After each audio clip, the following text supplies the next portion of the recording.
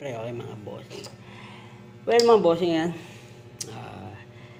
Meron tayo isang dumating, no? Galing na naman sa ating mga customers na halos pinamigyan na sa atin. Anyway, we have Crown BF 105A.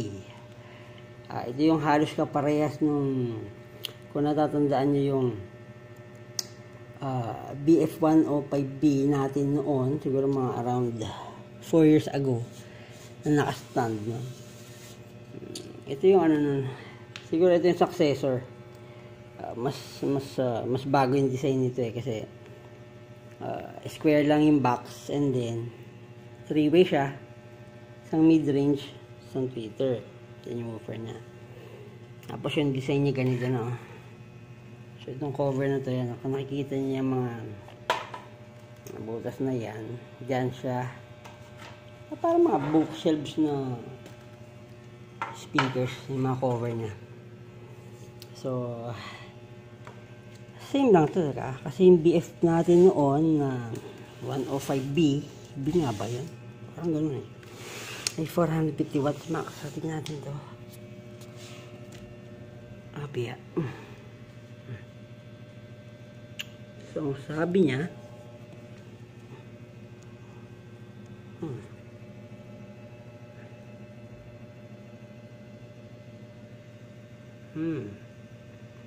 6 ohms. Okay, 500 watts max. Tama, 8 ohms pala, sorry. So yung crown natin noon ay 450 watts yata, no? Halos ka para kasi nung KR 310 natin.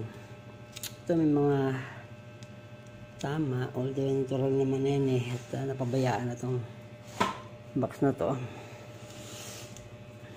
Importante rin yung woofer mo. Kaya dumating kanina, pinrest ko yan. Good pa.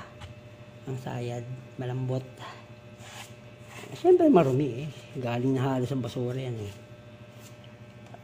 May kasama pang ano to, booster. Saka dalawang aywa. Yung aywa na sa labas pa, hindi pa natin naayos. So siguro, hindi man masabing restoration to dahil nakikita siya, nakatayo pa, kumbaga may tindig pa. Linis lang, tapos ang problema ng balot niyan, tignan natin kung ang gagawin ba nating, kung babalutan ng bago o ano. Depende po yan, bossing, ha. Sa ngayon pa, sorting out pa lang naman tayo. Tignan natin kung gumagana talaga. Kaya may tester tayo rito.